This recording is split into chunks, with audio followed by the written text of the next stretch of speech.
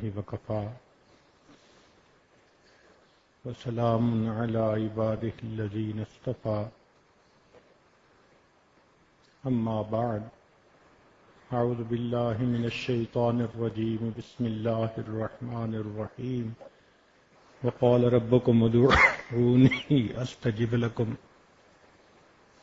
سبحان ربك رب العزة عما يصفون وسلام على المرسلين والحمد لله رب العالمين اللهم صل على سيدنا محمد وعلى آل سيدنا محمد وبارك وسلم اللهم صل على سيدنا محمد وعلى آل سيدنا محمد وبارك وسلم اللهم صل على سيدنا محمد وعلى آل سيدنا محمد وبارك وسلم 15 شعبان کی رات آنے والے سال کا بجٹ فرشتوں کے حوالے کر دیا جاتا ہے. پھر 27 رمضان تک اس میں تبدیلیاں ہوتی ہیں. یہ رمضان کا مہینہ اللہ رب العزت نے اسی لیے بنایا کہ میرے بندے روزہ رکھیں، صبح و شام قبولیت دعا کا وقت ہوگا، یہ مجھ سے مانگیں. جو میرے دربار میں اپنی مشکلات لے کر آئے گا میں ان کو آسان کر دوں گا، جو پریشانیاں لے کر آئے گا میں ان کو ختم کر دوں گا. یہ اپنے بندوں کو اپنے حال احوال سنانے کا موقع دیا. 27 رمضان کو جو لیلۃ القدر ہوتی ہے اس میں اس بجٹ کو فائنل کر کے فرشتوں کو ایگزیکیوشن کے لیے دے دیا جاتا ہے. گویا آج کی رات اس آنے والے سال کے بجٹ پر نظر ثانی کی آخری رات ہے، یوں سمجھ لیجیے. جو چاہے میں بے اولاد ہوں اللہ مجھے اولاد کی نعمت سے نوازے وہ مانگے. جو سمجھے کہ میں پریشان حال ہوں اللہ سے مانگے. جو سمجھے کہ مجھے ازدواجی زندگی کے لیے اچھے ساتھی کی ضرورت ہے وہ اللہ سے مانگے. جو سمجھے میں مقروض ہوں وہ اللہ سے مانگے. جو سمجھے میں بیمار ہوں وہ اللہ سے صحت مانگے. آج مالک الملک سے مانگنے کی رات ہے. وہ ہستی جو چاہے تو بندے کی تقدیر کو بدل کے رکھ سکتی ہے. ایک لمحے کے فیصلے میں ایک شقی کو سعید بنا سکتی ہے. اور ہم آج اس مالک الملک کے دربار میں آئے بیٹھے ہیں. اس وقت کی اہمیت کا اندازہ آپ خود لگا لیجئے. اس دنیا میں مختلف چیزوں سے نفع اٹھانے کے طریقے مختلف ہیں. ہوا سے نفع اٹھانے کے طریقے اور ہیں، پانی سے نفع اٹھانے کے طریقے اور ہیں، آگ سے نفع اٹھانے کے طریقے اور ہیں، مٹی سے نفع اٹھانے کے طریقے اور ہیں. دل میں سوال پیدا ہوتا ہے کہ یہ تو سب چیزیں مخلوق ہوئی ہیں، اس مخلوق کو پیدا کرنے والا جو پروردگار ہے اس پروردگار سے نفع اٹھانے کا طریقہ کیا ہے؟ اس کو سمجھانے کے لیے انبیاء تشریف لائے اور انہوں نے آ کے یہی بات سمجھائی کہ لوگوں تم اپنی زندگی کو میرے طریقے پر اپنا لو، تم اللہ کی ذات سے سب سے زیادہ فائدہ اٹھانے والے بندے بن جاؤ. چنانچہ نبی علیہ السلام نے یہ بات بتلائی کہ جو شخص اللہ رب العزت سے مانگنا چاہے اس طریقے کا نام دعا ہے. ہم جب اللہ سے مانگتے ہیں نا یوں سمجھیں کہ اللہ کے دربار میں اپلیکیشن فارورڈ کرنے کے طریقے کو دعا کہتے ہیں. اور نبی علیہ السلام نے کھول کھول کے یہ طریقہ بتایا تاکہ اپلیکیشن بھرنے میں کوئی کوتاہی نہ ہو، کوئی کمی نہ رہ جائے. بندہ یہ نہ بعد میں کہے کہ جی مجھے تو کسی نے سمجھایا نہیں تھا. چنانچہ آج کی رات اسی دعا کے بات ہوگی. نبی علیہ السلام نے ارشاد فرمایا الدعاء مخ العبادہ، دعا عبادت کا نچوڑ مغز ہے. ایک جگہ فرمایا الدعاء هو العبادہ، دعا عبادت ہے. دعا میں اور باقی اعمال میں ایک بنیادی فرق سمجھیں، اور وہ بڑا عجیب ہے کہ باقی دین کے اعمال اگر دنیا کی نیت سے ہوں تو وہ عمل ہی نہیں ہوتے۔ مثال کے طور پر ایک لڑکی کو سمارٹ ہونے کا شوق ہے، وہ سارا دن کچھ نہیں کھاتی پیتی، اس کو روزے کا ثواب نہیں ملے گا، اس لیے کہ اس کی نیت روزے کی تھی ہی نہیں۔ گو اس نے صبح صادق سے لے کے غروب آفتاب کا کچھ نہیں کھایا، کچھ نہیں پیا، عمل روزے والا کیا، ثواب نہیں مل سکتا، نیت نہیں تھی۔ اسی طرح اگر دنیا کی نیت ہو کہ انسان دنیا کی واہ واہ چاہتا ہے اس لیے کسی کو صدقہ خیرات دیتا ہے، اس کا ثواب کوئی نہیں ملے گا، نیت میں دنیا تھی۔ تو باقی تمام اعمال اگر دنیا کی نیت سے کر لیے جائیں تو ان کا ثواب ختم ہو جاتا ہے۔ اللہ کی شان دیکھو، یہ دعا ایک ایسا عمل ہے کہ بندہ خالص اپنی دنیا کے لیے اللہ سے دعا مانگے، یہ دعا پھر بھی عبادت ہوتی ہے۔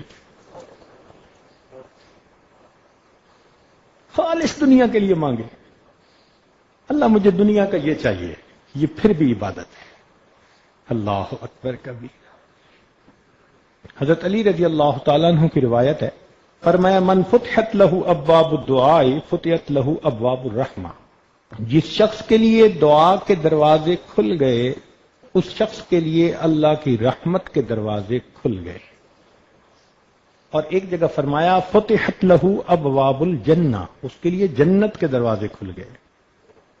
چنانچہ ترمذی شریف کی روایت ہے، ان ثعبان رضی اللہ تعالی عنہ قال قال رسول اللہ صلی اللہ علیہ وسلم لا يرد القدر الا الدعاء، کہ تقدیر کو نہیں بدل سکتی مگر دعا، ولا یزید فی العمر الا البر، اور عمر میں زیادتی نہیں ہوتی مگر نیکوکاری کی ساتھ، وَإِنَّ الرَّجُلَ لَيُحْرَمُ الرِّزْقَ بِالذَّنبِ يُصِيبُهُ، اور انسان کو جو رزق ملنے والا ہوتا ہے اپنے گناہوں کی نحوست کی وجہ سے وہ اس رزق سے محروم کر دیا جاتا ہے۔ تو ہمیں جو پریشانی آتی ہیں نا وہ اصل میں ہماری اپنی کوتاہیاں ہوتی ہیں۔ قرآن مجید میں اللہ تعالیٰ نے فرمایا ما اصابکم من مصیبت فبما کسبت ایدیکم، جو مصیبت تمہیں پہنچتی ہے تمہارے ہاتھوں کی کمائی ہوتی ہے۔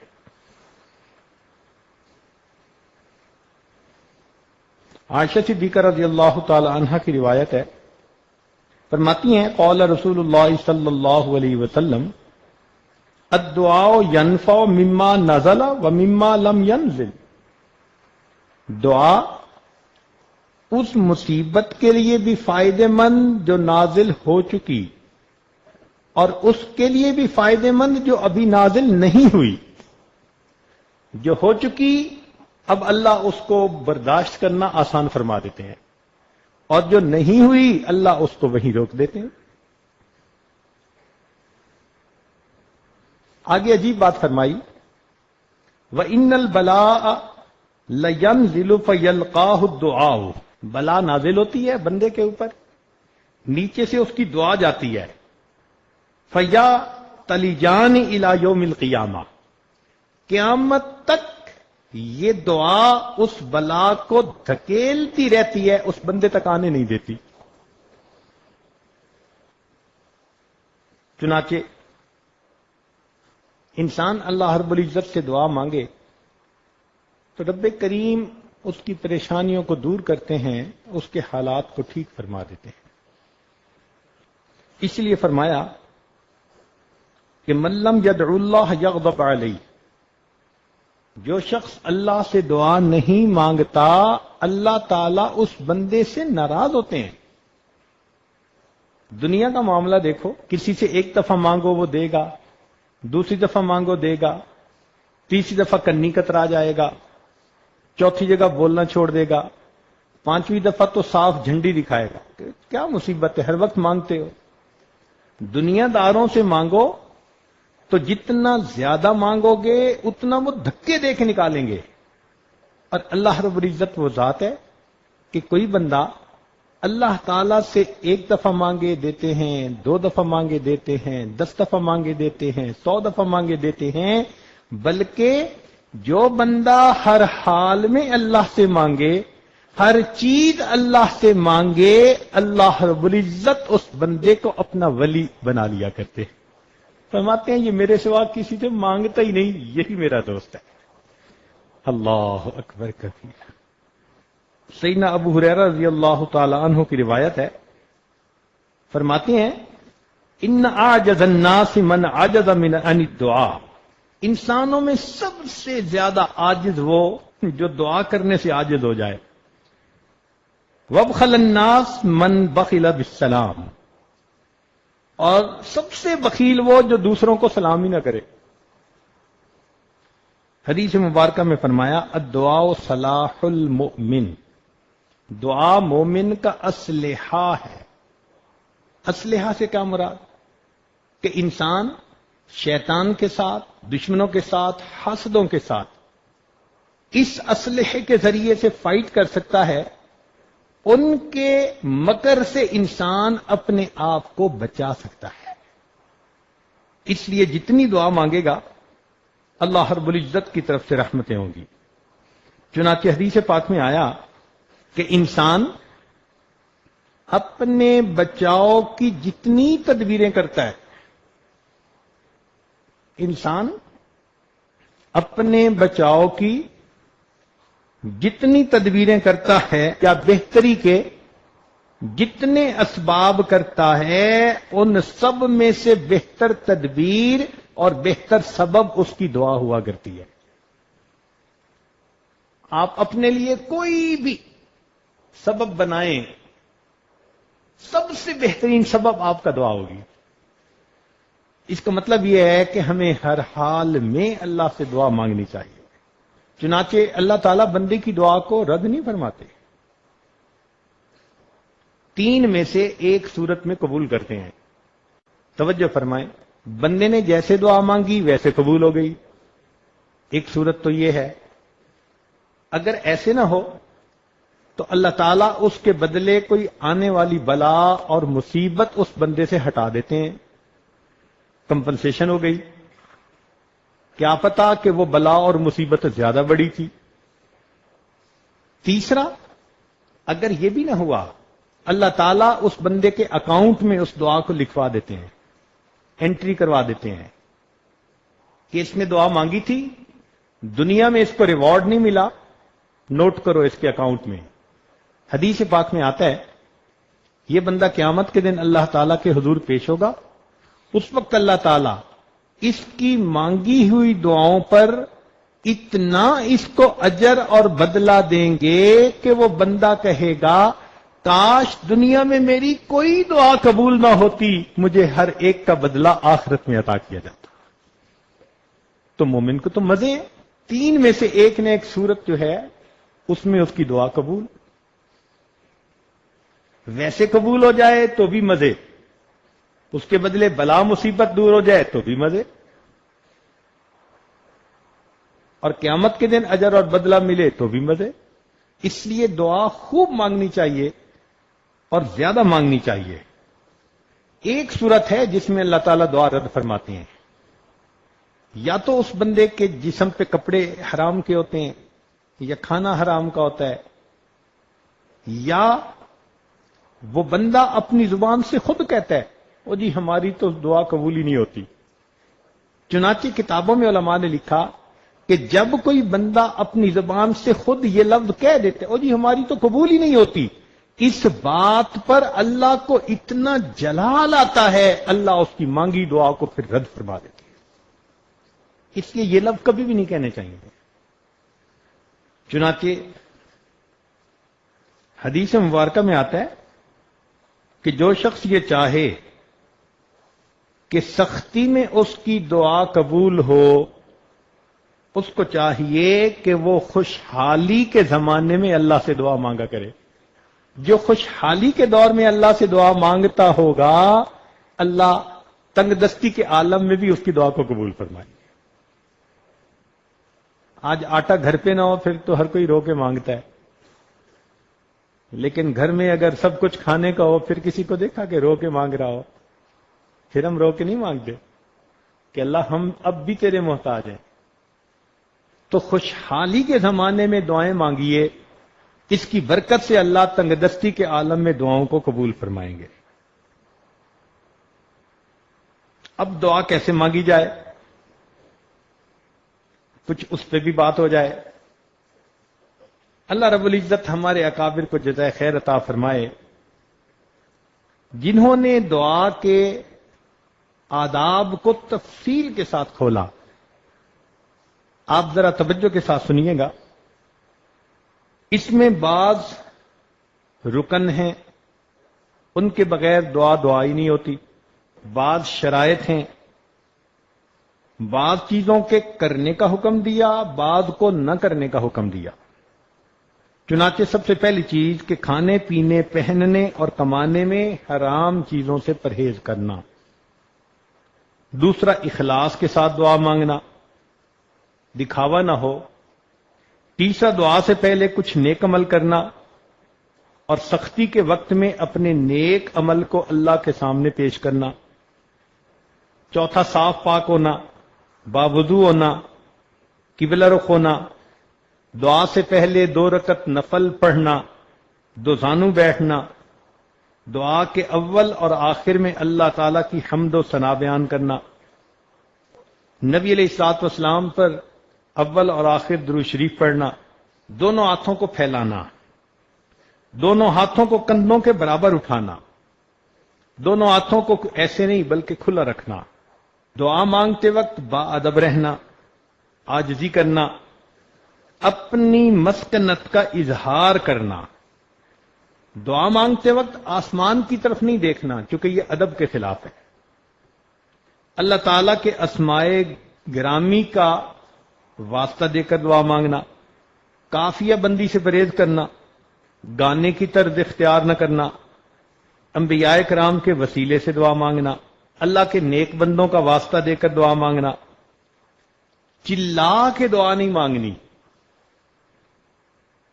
مجمع ہو تو بھلے اونچی آواز میں مانگے مگر بہت چلا کے جو بات کی جاتی ہے وہ اذان نہیں دینی۔ اپنے گناہوں کا اعتراف کرنا۔ جو صحیح احادیث میں دعائیں مروی ہیں نبی علیہ الصلوۃ والسلام سے، ان دعاؤں کو مانگنا، اس لیے کہ وہ مقبول دعائیں ہیں۔ جامع دعائیں مانگنا، اپنی ذات سے ابتدا کرنا، پھر اپنے والدین مومن بھائیوں کے لیے دعا کرنا، عزم و یقین کے ساتھ دعا کرنا، رغبت اور شوق کے ساتھ دعا کرنا، کوشش و محنت سے حضور قلب کے ساتھ تہ دل سے دعا کرنا، ایک دعا کو بار بار مانگنا، دعا میں اصرار کرنا، دعا میں کسی گناہ کی دعا نہ مانگنا کہ دعا مانگے کہ فلاں بندہ مجھے گناہ کرنے دے، ایسی دعا نہیں مانگنی۔ کسی محال چیز کو نہ مانگنا، مثلا کسی کو زیادہ ہی شوق ہے اللہ مجھے لڑکی بنا دے، اب یہ محال ہے نا، اللہ نے تو اسے مرد بنا دیا، تو امر محال مت مانگے دعا میں۔ رحمت خداوندی کو تنگ نہ کرے کہ بس اللہ مجھے بخش دے، نہیں، مجھے کیوں، سب کو اللہ بخش دے، سب کی خطاؤں کو معاف کر دے۔ اپنی تمام حاجتیں مانگنا، حتیٰ کہ جوتے کا تسمہ ٹوٹا ہو تو وہ بھی اللہ سے مانگنا۔ دعا سے فارغ ہونے کے بعد اپنے منہ پہ دونوں ہاتھ پھیرنا۔ جو دعا سننے والے ہیں ان کا اخلاص کے ساتھ آمین کہتے رہنا۔ یہ احادیث کی کتابوں میں تمام فیصلے، تمام جو ہے وہ احادیث آ چکی۔ جلد بازی نہ کرے، اللہ آج ہی دعا قبول کر لے۔ ان آداب کے ساتھ دعائیں مانگیں گے تو جلدی قبول ہوں گی۔ اب دعا کے قبول ہونے کے کچھ اوقات ہوتے ہیں، حدیث پاک میں آیا ان اوقات میں جلدی دعا قبول ہوتی ہے۔ مثلا شب قدر جیسے آج کی رات، یہ قبولیت دعا کی رات، عرفہ کا دن، حج کا دن، رمضان مبارک کے مہینے میں دعا قبول، شب جمعہ میں دعا قبول، جمعہ کے دن میں دعا قبول، آدھی رات کے وقت دعا قبول، پہلی تہائی رات میں دعا قبول، آخری تہائی رات میں دعا قبول، سحری کے وقت دعا قبول، ساعت جمعہ میں جب امام خطبے کے درمیان بیٹھتا ہے اس وقت مانگی ہوئی دعا قبول، اور سیدہ فاطمہ الزہرا رضی اللہ عنہا کی روایت ہے کہ جمعے کے دن عصر اور مغرب کے درمیان مانگی ہوئی دعا قبول۔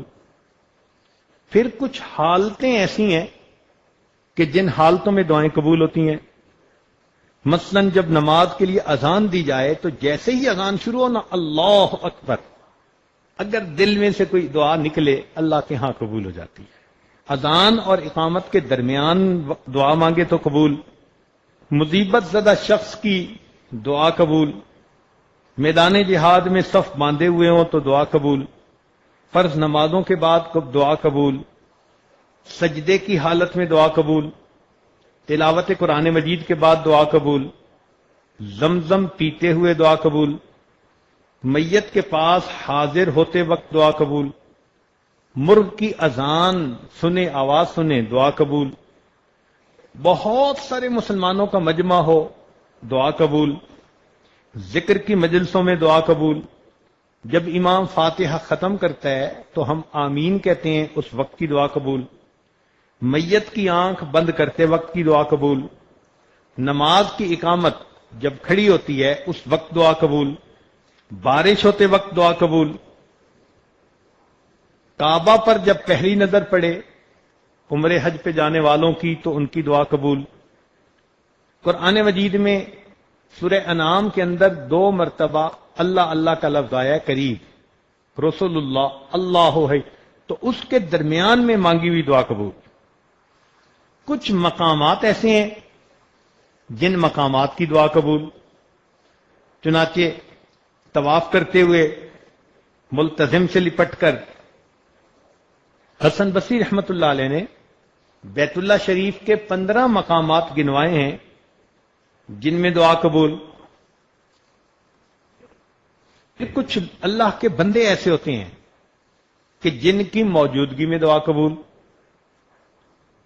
چنانچہ دکھی دل والا بندہ جہاں کہیں ہوگا اس کی موجودگی میں دعا قبول، مظلوم کی دعا قبول، اگرچہ مظلوم کافر ہی کیوں نہ ہو، والد کی دعا اولاد کے حق میں قبول، امام عادل کی دعا قبول، نیک بندے کی دعا قبول، جو اپنے والدین کے ساتھ حسن سلوک کرنے والا ہو اس کی دعا قبول، مسافر کی دعا قبول، اب مسافر تو یہاں بہت سارے ہیں، روزہ دار جس وقت افطار کرے اس وقت کی دعا قبول، مسلمان کی دعا اپنے مسلمان بھائی کے لیے اس کے پیٹھ پیچھے قبول، ختم قرآن جب ہوتا ہے تو اس وقت حافظ جو دعا مانگے یا مجلس میں جو دعا مانگی جائے اس وقت کی دعا قبول، مریض کی دعا قبول، مجاہد کی دعا قبول۔ تو یہ وہ لوگ ہیں کہ جن کی دعائیں اللہ رب العزت قبول فرماتے ہیں۔ اب نیکوں کی فہرست میں تو ہم نہیں شامل ہو سکتے جو اللہ کے ہاں نیک ہوتے ہیں، البتہ مسافروں کی فہرست میں تو ہم شامل ہیں، اس لیے کہ گھر چھوڑا، بیوی بچوں کو چھوڑا، اپنے گھر سے دور آ کر ایک جگہ موجود، شرعی حکم بھی لاگو مسافر کا، لوگ بھی مسافر سمجھتے ہیں، تو معلوم ہوا کہ یہ ایک ایسی نسبت ہے، اللہ اگر اس کو قبول کر لے تو یقیناً دعا قبول ہوگی۔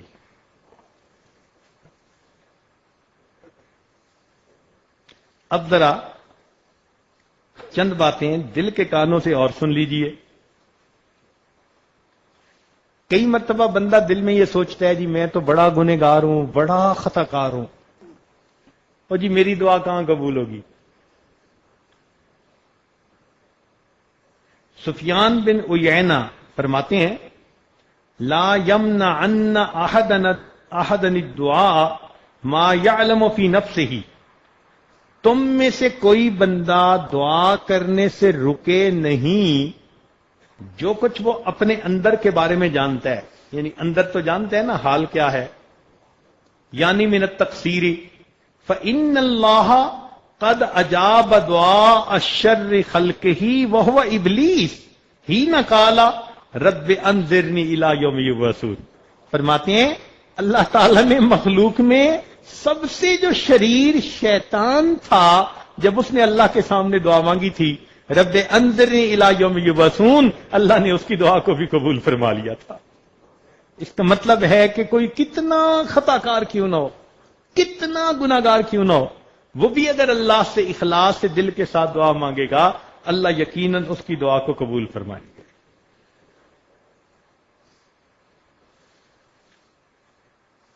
کسی عارف نے شعر کہا، لا تسألن بنی آدم حاجتن، کہ بنی آدم سے تم اپنی حاجتیں مت مانگو، واسأل الذی ابوابہ لا تحجب، اس ذات سے مانگو کہ جس کے دروازے بند نہیں ہوتے، کوئی پہرے دار نہیں ہوتا۔ اللہ یغضب ان ترکت سوالہ، اللہ ناراض ہوتے ہیں اگر تم اس سے مانگنا چھوڑ دو۔ وَإِذَا سَأَلْتَ بَنِيَّ آدَمَ يَغْضَبُ، اور بنی آدم جب تم اس سے مانگو تو وہ مانگنے سے ناراض ہوتا ہے۔ اس لیے اللہ رب العزت ہی سے ہمیں دعائیں مانگنی چاہیے۔ اللہ اکبر کبیرہ۔ چنانچہ دعا مانگتے ہوئے یکسوئی کے ساتھ دعا مانگے، اس لیے کہ اگر یکسوئی نہیں ہوگی تو پھر دعا قبولیت کے مقام تک نہیں پہنچے گی۔ ایک بڑی عجیب بات ہے، توجہ سے سنیے۔ قیل کہا گیا مرہ موسیٰ علیہ السلام برجل، موسیٰ علیہ السلام ایک بندے کے پاس سے گزرے، یدعو ویتضرع، دعا مانگ رہا تھا اور خوب تضرع کے ساتھ رو رو کے مانگ رہا تھا۔ فقال موسیٰ علیہ السلام، موسیٰ علیہ السلام نے کہا، الہی لو کانت حاجتہ بیدی فقضیتها، اگر اس کی حاجت میرے ہاتھ میں ہوتی تو میں پوری کر دیتا۔ یعنی وہ اتنا مانگ رہا تھا لجاجت سے اور رو رو کے کہ حضرت موسیٰ علیہ السلام کا دل پسیج گیا سن کے، اور وہ فرمانے لگے کہ اللہ اس کی حاجت اگر میرے بس میں ہوتی تو میں پوری کر دیتا۔ فأوحى اللہ تعالی الیہ، اللہ تعالیٰ نے حضرت موسیٰ علیہ السلام کی طرف وحی نازل فرمائی، انا ارحم بہی منکا، ہے موسیٰ علیہ السلام میں آپ سے زیادہ رحم کرنے والا ہوں، ولکنہ یدعونی، بات یہ ہے کہ یہ دعا تو کر رہا ہے، وَلَهُ غَنَمٌ، اور اس کا بکریوں کا غلہ ہے، وَقَلْبُهُ عِنْدَ غَنَمِهِ، اور اس کا دل بکریوں کے ان غلے کی طرح مشغول ہے۔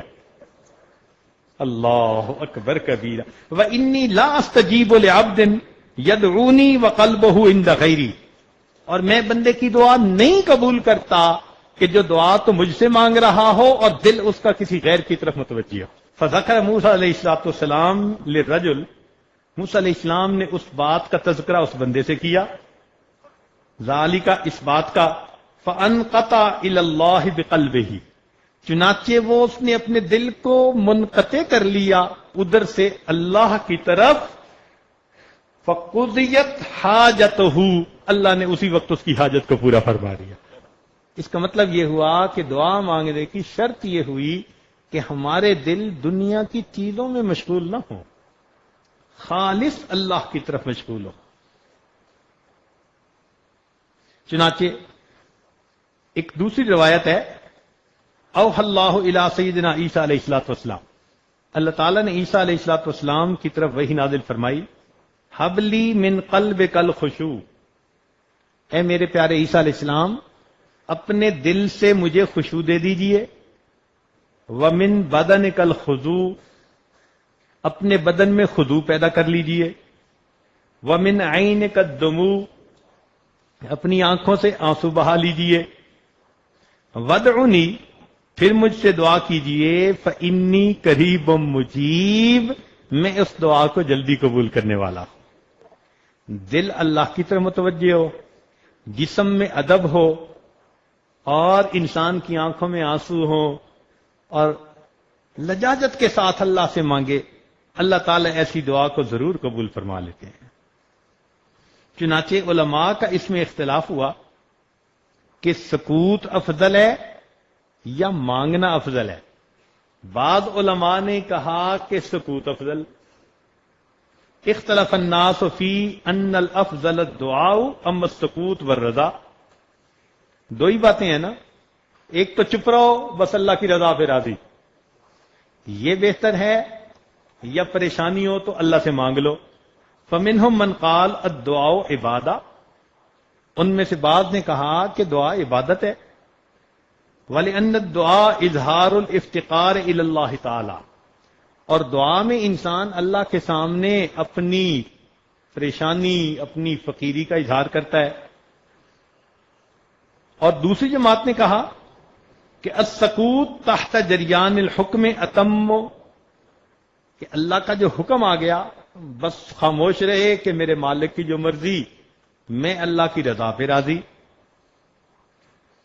قد قال النبی صلی اللہ علیہ وسلم خبرا ان اللہ تعالی، اور وہ دلیل کیا دیتے ہیں کہ اللہ تعالیٰ نے فرمایا من شغلہ ذکری ان مسئلتی آتیتہ افضل ما اوتی السائلین، کہ جس کو میری یاد دعا مانگنے سے روک لے، میں دعا مانگنے والوں سے اس کو زیادہ عطا فرماتا ہوں۔ وہ یہ دلیل دیتے ہیں، لیکن بزرگوں نے اس میں تطبیق کیسے دی؟ فرماتے ہیں وقال قوم، علماء نے یہ کہا یکون صاحب دعاء بلسانہ، یکون صاحب الدعاء بلسانہ، زبان سے اللہ سے دعا مانگے، ورزم بقلبہ، اور دل سے اللہ کے فیصلے پر راضی رہے، لیاتی بالامرین جمیعا، تاکہ دونوں باتیں اکٹھی ہو جائیں۔ تو دعا بھی اللہ سے مانگے مگر دل میں یہی رکھے کہ مولا تیرا جو فیصلہ ہوگا میں تو اس سے راضی ہوں گا، مانگے صحیح، سبحان اللہ۔ چنانچہ دعا مانگتے ہوئے لجاجت کے ساتھ جتنی دعا مانگے گا جلدی قبول ہوگی۔ حدیث مبارکہ میں ہے کہ داؤد علیہ السلام کے زمانے میں خشک سالی ہوئی۔ خشک سالی سے کیا مراد؟ بارش نہیں ہوتی تھی، چنانچہ لوگوں نے علماء میں سے 3 بندے منتخب کیے اور ان کے ساتھ دعا کے لیے نکلے ایک میدان میں۔ ایک نے کہا الہی آپ نے تورات میں فرمایا ہے کہ جو ہم پر ظلم کرے ہم اس کو معاف کر دیں گے، الہی ہم نے اپنی جانوں پر ظلم کیا ہے تو پھر تو ہمیں معاف فرما دے۔ اللہ اکبر۔ دوسرے نے کہا الہی آپ نے تورات میں فرمایا ہے کہ ہم اپنے غلاموں کو آزاد کریں، الہی ہم بھی تیرے غلام ہیں، تیرے دروازے پر حاضر ہیں، تو بھی ہمیں آزاد فرما دے۔ تیسرے نے کہا الہی آپ نے تورات میں فرمایا ہے کہ جب ہمارے دروازوں پر مسکین کھڑے ہوں ہم ان کو محروم نہ پھیریں، مولا ہم بھی مسکین ہیں اور آپ کے دروازے پر حاضر ہیں، ہمیں خالی نہ بھیجیے، دعا کو قبول کر لیجئے۔ اس بندے نے دعا ابھی ختم نہیں کی تھی، اللہ نے رحمت کی بارش عطا فرما دی۔ اللہ اکبر کبیرہ۔ تو بھئی ہم بھی اللہ رب العزت سے مانگیں کہ اے پروردگار آپ بھی ہماری ان دعاؤں کو اپنی رحمت سے قبول فرما لیجئے اور ہمارے قصوروں کو معاف فرما دیجئے، اور مانگیں تو پھر خوب اللہ رب العزت سے عاجزی کے ساتھ، جتنا مانگ سکتے ہو اتنا عاجزی کے ساتھ مانگیں کہ اللہ رب العزت بڑے کریم ہیں۔ اللہ اکبر کبیرہ۔ چنانچہ اللہ تعالی بندے کا اعتراف جرم بہت پسند فرماتے ہیں کہ بندے نے گناہ کر لیا، اب وہ میرے دربار میں آئے اور اپنے گناہ کا اقرار کر لے اور مجھ سے معافی مانگے۔ حضرت اقدسانی رحمۃ اللہ نے واقعہ لکھا ہے، فرماتے ہیں کہ اللہ تعالی اعتراف جرم کو پسند کرتے ہیں۔ اندلس میں ایک مرتبہ اسی طرح بارش رک گئی، لوگ 3 دن تک دعا مانگتے رہے اور 3 دن تک بارش نہیں ہوئی، تو لوگوں نے وقت کے حاکم عبد الرحمن ناصر کو کہا کہ 3 دن سے شہر کے علماء، شہر کے سب لوگ مرد عورت دعائیں مانگ رہے ہیں، مگر کسی کی دعا قبول نہیں ہوئی اور بارش نہیں ہو رہی۔ کہتے ہیں کہ جب اس نے یہ سنا، ننگے پاؤں سر سے اس نے تاج اتار دیا، ننگے سر اس مجمع کے سامنے آیا اور آ کر یہ دعا مانگی کہ اللہ، مجرم تو میں ہوں، میری وجہ سے اپنے بندوں کو اس رحمت سے محروم نہ کر دے۔ اس کا یہ اعتراف کر کے دعا مانگنا اللہ کو اتنا پسند آیا کہ اسی وقت اللہ نے بارش عطا فرمائی۔ تو بندہ اپنے گناہوں کا اعتراف کر کے دعا مانگے کہ میرے مالک، انسان ہیں، خطا کار ہیں، آپ سے رحمت کے طلبگار ہیں، آپ رحیم اور کریم ہیں، ہم پر رحمت فرما دیجئے۔ چنانچہ ایک عجیب واقعہ حدیث پاک میں آیا ہے، امید ہے آپ اس کو بہت توجہ کے ساتھ سنیں گے۔ اللہ اکبر کبیرہ۔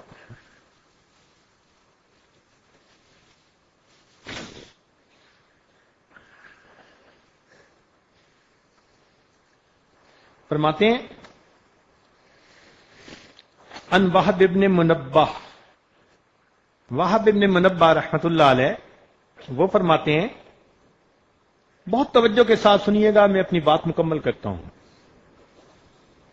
کان فی زمن موسیٰ علیہ الصلوۃ والسلام شاب آتن مسرف علی نفسہ، موسیٰ علیہ السلام کے زمانے میں ایک نوجوان تھا جو بہت ہی سرکش تھا، اپنے نفس پر ظلم کرنے والا تھا۔ فحضرتہ الوفاۃ فی خربۃ علی باب البلد، اس کو موت آ گئی ویرانے میں، شہر کے دروازے کے قریب۔ اب ہوا کیا تھا کہ شہر والوں نے اسے شہر سے نکال دیا تھا کہ تو اتنا گناہگار کہ تیری وجہ سے کہیں ہم پہ اللہ کا عذاب نہ آ جائے۔ اس کو شہر سے دھکے دے کے نکال دیا تھا۔ اب وہ ویرانے میں تھا، ویرانے میں نہ اس کا کوئی کھانا نہ پینا، نہ کوئی ہمدم نہ غم گسار، سردی کے موسم تھا اور وہ بیمار ہو گیا اور دوا دینے والا بھی کوئی نہیں تھا۔ اب اس کو اپنے اکیلے پن کا احساس ہوا کہ میرا یہاں کوئی نہیں۔ جب اکیلا ہوا تو اللہ کی طرف متوجہ ہوا، چنانچہ اس کی وفات ہو گئی۔ فأوحى اللہ تعالی الی موسیٰ علیہ الصلوۃ والسلام، اللہ تعالی نے موسیٰ علیہ الصلوۃ والسلام کی طرف وحی نازل فرمائی، ان ولی من اولیائی حضرہ الموت، میرے اولیاء میں سے ایک ولی کو موت آ گئی ہے، فاحذرہ، آپ وہاں جائیے، وغسلہ، اس کو نہلائیے، وصلی علیہ، اور اس کی جنازہ کی نماز پڑھیے، وقل، اور اعلان کر دیجئے، لمن کثر عصیانہ، جس کے گناہ بہت زیادہ ہوں، یحضر جنازتہ، وہ اگر اس کے جنازہ پڑھنے میں حاضر ہو جائے گا، لأغفر لہم، میں اس کے بھی گناہوں کو معاف کر دوں گا۔ جب بنی اسرائیل میں موسیٰ علیہ السلام نے یہ اعلان کیا نا، تو کہتے ہیں کہ لوگ تو اپنے گھروں سے فوراً نکل آئے، سارے کے سارے لوگ وہاں پہنچے، اور فرمایا اللہ تعالیٰ نے، وَاحْمِلْهُ إِلَيَّ لِأَكْرِمَ مَثْوَاهُ، اور پھر اس کو آپ دفن کیجئے تاکہ میں اس کو بہترین ٹھکانہ عطا کر دوں۔ فنادى موسیٰ علیہ الصلوۃ والسلام، موسیٰ علیہ الصلوۃ والسلام نے اعلان کر دیا، فی بنی اسرائیل، بنی اسرائیل میں، فکثر الناس، بہت لوگوں کا مجمع لگ گیا، بہت سارے لوگ اکٹھے ہو گئے۔ فلما حضروہ عرفوہ، جب لوگ وہاں پہنچے تو لوگوں نے اس بندے کو پہچان لیا۔ فقالو، کہنے لگے، یا نبی اللہ، اے اللہ کے نبی، ھذا ھو الفاسق، یہ تو وہ فاسق ہے، الذی اخرجناہ، جس کو ہم نے شہر سے نکال دیا تھا۔ فتعجب موسیٰ من ذلک، حضرت موسیٰ علیہ السلام بھی اس بات پہ بڑے حیران، بڑے تعجب کہ ہاں یہ تو وہی پاپی ہے، وہی نوجوان ہے کہ گناہ کے بغیر رہتا نہیں تھا، اور اس کے بارے میں اللہ رب العزت نے یہ وحی نازل فرمائی. فَأَوْحَى اللَّهُ إِلَيْهِ، اللہ رب العزت نے ان کی طرف وحی نازل فرمائی، فرمایا صدقوا وہم شہدائی، صحیح کہہ رہے ہیں یہ لوگ اور یہ اس کے گواہ ہیں. الا انہ لما حضرت الوفات فی هذه الخربۃ، مگر جب اس بندے کو اس ویرانے کے اندر وفات آئی، نظر یمنتم و یسرتن، اس نے اپنے دائیں بھی دیکھا اور اپنے بائیں بھی دیکھا. فلم یرا حمیما، اس کو کوئی دوست نظر نہیں آیا.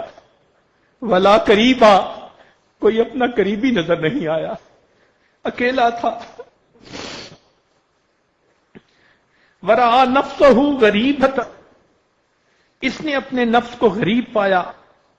وحیدتن، اکیلا پایا. ذلیلتن، اپنے آپ کو ذلیل پایا. منکسرتن، اپنے آپ کو ٹوٹا ہوا دل پایا. فرفع بصرہ الیہ، پھر اس نے میری طرف اوپر آسمان کی طرف دیکھ کر یہ لفظ کہے، الہی اب تم من عبادک، اے اللہ تیرے بندوں میں سے ایک بندہ ہوں. اب تم من عبادک غریبا فی بلادک، شہر سے نکلا ہوا ہوں، کوئی مجھے شہر میں رہنے نہیں دیتا. اب تم من عبادک غریب فی بلادک، لو علمت ان عذابی یزید فی ملکک، اگر میں جان لیتا کہ آپ کا عذاب جو آپ مجھے دیں گے آپ کے ملک میں اضافہ کر دے گا. وَعَفْوُكَ عَنِّي، اور اگر آپ مجھے معاف کر دیں گے، يَنْقُصُهُ مِنْ مُلْكِكَ، آپ کی شاہی میں کچھ کمی ہو جائے گی اس سے. ماں لما سألتك المغفرہ، اے اللہ میں آپ سے مغفرت کا سوال ہی نہ کرتا. وَلَيْسَ لِي مَلْجَأٌ وَلَا رَجَاءٌ إِلَّا أَنْتَ، میرا ملجا اور میرا ٹھکانہ آپ کے سوا کوئی دوسرا نہیں. وَأَنْتَ قُلْتَ، اور آپ نے یہ فرمایا ہے، انی أَنَّا الغفور الرحیم، کہ میں غفور ہوں و رحیم ہوں. فَلَا تُخَيِّبْ رَجَائِي، اللہ میری امید کو خراب نہ کر دے، ناکام نہ کر دے. یا موسیٰ، اے موسیٰ علیہ السلام، افکان یحسن بی ان اردہ وہو غریب علی ھذا الصفہ، مجھے یہ اچھا لگتا ہے کہ میں اس کی دعا کو رد کر دوں اور وہ اتنا اپنے آپ کو پامال کر کے دعا مانگ رہا ہے. وقت توسل الی بی، اس نے مجھ سے میرے ہی وسیلے سے دعا کی. وتضرع بین یدی، میرے سامنے گڑ گڑایا. وعزتی، میں اپنی عزت کی قسم کھاتا ہوں. لو سالنی فی المذنبین من اہل الارض جمیعا، اگر اس نے ساری دنیا کے گناہگاروں کے بارے میں مجھ سے دعا کی ہوتی، لوہبتہم لہو لذل غربتہ، میں اس کے انکسار کی وجہ سے سب گناہوں کو معاف فرما. اللہ اکبر کبیرہ، وہ کیسا بندہ تھا. اللہ فرماتے ہیں ساری دنیا کے گناہگاروں کے بارے میں اگر وہ مجھ سے اس وقت معاف دعا مانگتا، میں ساری دنیا کے گناہگاروں کے گناہوں کو معاف فرما دیتا. یا موسیٰ انا کہف الغریب، اے موسیٰ علیہ السلام میں پردیسی بندے کی پناہ گاہ ہوں. وہ حبیبہ، اور میں اس کا دوست ہوں. وہ طبیبہ، اور میں اس کا طبیب ہوں. وہ راحمہ، اور میں اس پر رحمت کرنے والا ہوں. ہمارا پروردگار کتنا کریم ہے، کتنا مہربان ہے. یقیناً ہمیں مانگنا نہیں آتا، اگر ہم صحیح طریقے سے مانگیں تو رب کریم یقیناً ہمارے تمام گناہوں کو معاف فرما دے. آخری حدیث، کان فی زمن موسیٰ علیہ السلام رجل، موسیٰ علیہ السلام کے زمانے میں ایک آدمی تھا. لا یستقیم علی توبۃ، وہ اپنی توبہ کے اوپر جمع نہیں رہتا تھا. فاوحى اللہ الی موسیٰ، اللہ تعالیٰ نے موسیٰ علیہ السلام کی طرف وحی نازل فرمائی، قل لہ، اس نوجوان کو کہہ دو، لا تفسد توبتک، اپنی توبہ کو مت توڑنا.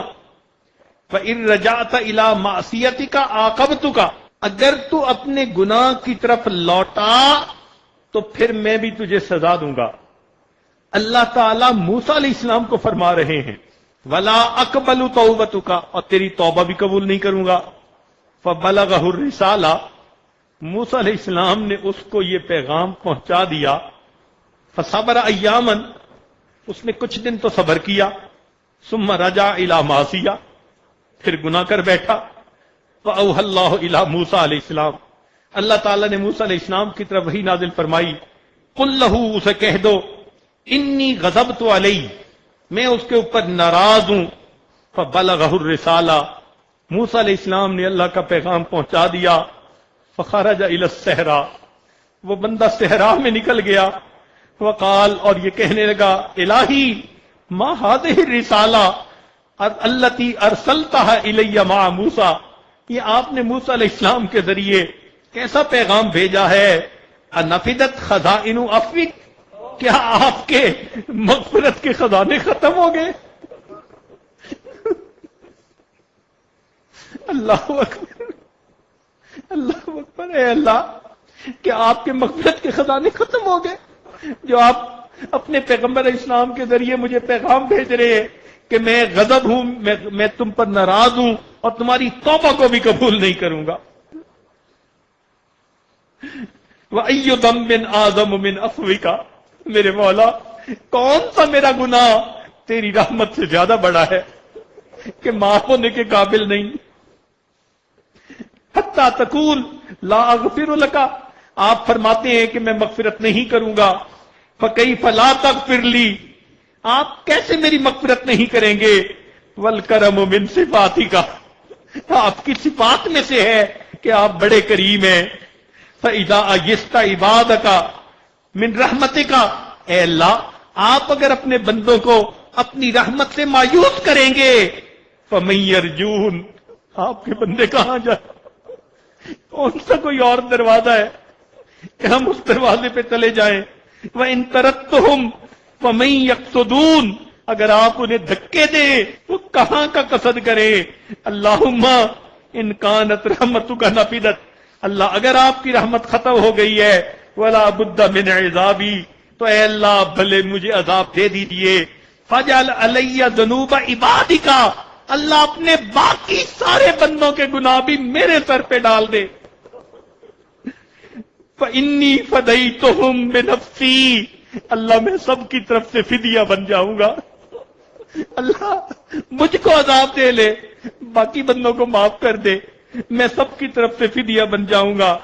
فَأَوْحَى اللَّهُ إِلَىٰ موسیٰ علیہ السلام، اللہ نے موسیٰ علیہ السلام فرمایا، قُل لَّهُ، سے کہہ دیجئے، لَوْ كَانَتْ ذُنُوبُكَ مُطْبِقَةً بَيْنَ السَّمَاءِ وَالْأَرْضِ، اگر تیرے گناہ آسمان اور زمین کے فاصلے کو بھر دیتے، لغفرتها لک، تیری اس دعا کے بعد میں تیرے سب گناہوں کو معاف کر دیتا. کما عرفتنی بکمال العفو والرحمہ، تو نے میرے عفو اور میری رحمت کو صحیح سمجھ لیا. اللہ اکبر. اگر ہم اس طرح سے دعا مانگیں، یقیناً اللہ ہماری دعاؤں کو قبول فرمائیں گے. دعا ہے اللہ تعالیٰ آج کی رات ہمیں اپنے در سے خالی نہ لوٹائے، ہم پر رحمت کی نظر فرمائے. ہمارا تو اللہ کے سوا کوئی اور ہے بھی نہیں.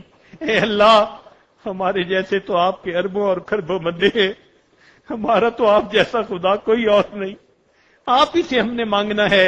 اے اللہ، آپ ہم پر مہربانی فرما دیجئے اور آج کی اس بابرکت رات میں ہماری دعاؤں کو اپنی رحمت سے قبول فرما لیجئے.